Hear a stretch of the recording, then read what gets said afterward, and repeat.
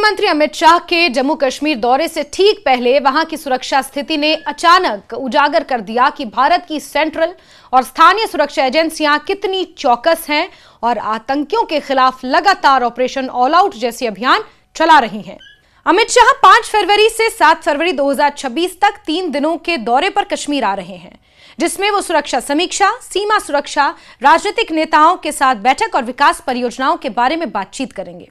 लेकिन उनके दौरे से लगभग 24 घंटे पहले ही सुरक्षा बलों ने आतंकियों पर शिकंजा कस दिया था, ताकि प्रधानमंत्री नरेंद्र मोदी के भरोसेमंद सहयोगी के दौरे के लिए माहौल अधिक सुरक्षित रहे। यह अभियान 24 घंटे के भीतर 2 बड़े एनकाउंटरों की कहानी कहता है। पहले उधमपुर जिले में सुरक्षा बलों ने एक बड़ी कामयाबी हासिल की, जहां जैश-ए-मोहम्मद संगठन के 2 खूंखार आतंकियों को मार गिराया। यह कार्रवाई बसंतगढ़ इलाके में हुई और इसे ऑपरेशन ऑल आउट जैसी रणनीति का हिस्सा माना जा रहा है। और ठीक उसी समय किश्तवाड़ जिले के छतरू इलाके में सुरक्षा बलों ने जंगलों में जैश के एक टॉप कमांडर सैफुल्ला सहित कुछ आतंकियों को चारों दिशा से घेर लिया। गोलीबारी जारी रही और एक आतंकी ढेर किया गया, जबकि सैफुल्ला और बाकी दबाव में है और घेराबंदी इतनी कसी गई है कि कोई भाग ही ना सके।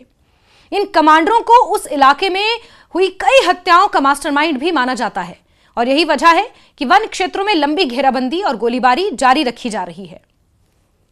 यह कोई मामूली कार्रवाई नहीं है। सुरक्षा बलों द्वारा इतनी बड़ी तादाद में आतंकियों की पहचान, घेराबंदी और उन्हें दबाव में लेने का मतलब यह है कि जम्मू कश्मीर में आतंकवाद के खिलाफ जारी लड़ाई अब और तेज गति से चल रही है। भारतीय सेना और अर्धसैनिक बलों की संयुक्त कार्रवाइयों से यह स्पष्ट होता है कि आतंकियों को निशाना बनाने में कोई ढील नहीं छोड़ी जा रही है। शाह का दौरा इसलिए भी खास महत्व रखता है क्योंकि यह चौथी बार है जब वो 2025 में जम्मू और कश्मीर पहुंचे और 30 और 29 मई 2025 को शाह ने जम्मू कश्मीर का दौरा किया था।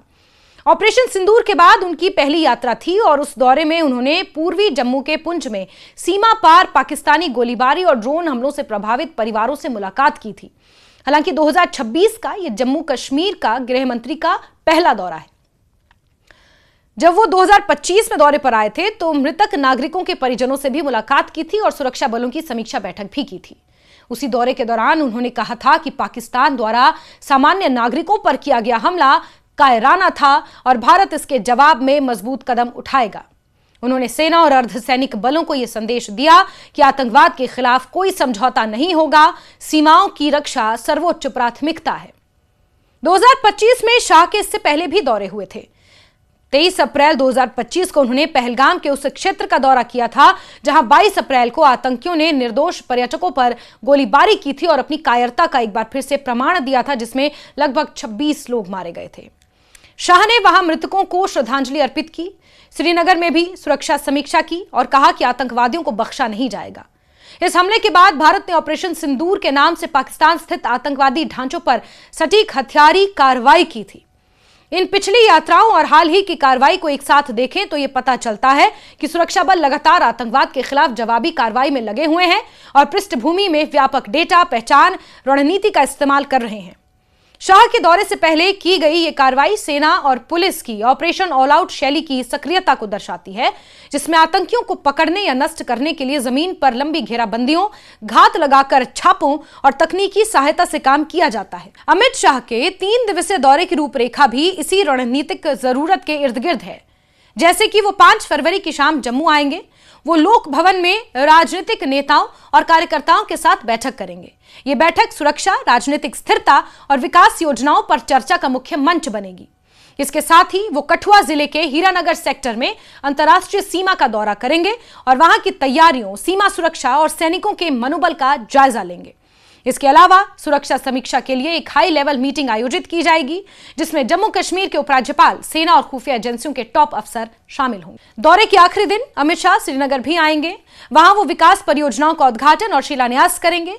ये सिर्फ एक औपचारिक कार्यक्रम नहीं, बल्कि ऐसा संकेत है कि सरकार आतंकवाद को मिटाने के साथ विकास और रोजगार को भी महत्व दे रही है, ताकि युवा वर्ग को सकारात्मक दिशा दी जा सके। जम्मू कश्मीर में आतंकवाद पर देश की नीति हमेशा से जीरो टॉलरेंस की रही है। केंद्रीय गृह मंत्री ने संसद में भी ये बात कई बार उठाई है कि अब घाटी में आतंकियों का जनाजा नहीं निकलता, बल्कि जहां उन्हें मारते हैं वहीं दफना दिया जाता है। और इससे पता चलता है कि सरकार आतंकियों के खिलाफ सख्त कार्रवाई पर दृढ़ है। पिछले साल यानी 2025 में ऑपरेशन सिंदूर ने आतंकवादी संगठनों के ठिकानों को निशाना बनाकर आतंक के ढांचे को कमजोर किया था और इससे पाकिस्तान को कूटनीतिक और सैन्य मोर्चे पर काफी दबाव भी झेलना पड़ा था। इसी के बाद अमित शाह का पहलगाम और पुंछ दौरा आया और इन यात्राओं का उद्देश्य न केवल सुरक्षा स्थिति की समीक्षा करना था, बल्कि स्थानीय जनता, परिवारों, सुरक्षा बलों को यह भरोसा देना था कि केंद्र सरकार आतंकवाद के खिलाफ पूरी तरह गंभीर है। अब जब 2026 का दौरा शुरू होने वाला है, सुरक्षा एजेंसियां पहले से कहीं ज्यादा सतर्क हैं। उधमपुर और किश्तवाड़ में हुई हाल ही की कार्रवाइयां ये दर्शाती हैं कि सुरक्षा बलों ने जमीन पर सक्रियता दिखाते हुए जैश-ए-मोहम्मद जैसे संगठनों के खिलाफ मजबूत जवाबी कदम उठाए हैं। इस कदम से यह संदेश भी जाता है कि आतंकवाद के खिलाफ सिर्फ बात नहीं, बल्कि कार्रवाई भी जारी है। कुल मिलाकर यह स्पष्ट है कि अमित शाह का यह दौरा सिर्फ एक राजनीतिक यात्रा नहीं, बल्कि जम्मू कश्मीर की सुरक्षा व्यवस्था, आतंकवाद विरोधी रणनीति, प्रशासनिक समीक्षा का एक महत्वपूर्ण चरण है। पिछले साल की यात्रा और हाल ही के एनकाउंटर कार्रवाइयों से साफ झलकता है कि भारत आतंकवाद के खिलाफ दृढ़ता से खड़ा है और ऑपरेशन ऑल आउट जैसे अभियानों के जरिए आतंकियों को पकड़ने या खत्म करने में कोई कोर कसर नहीं छोड़ी जा रही है।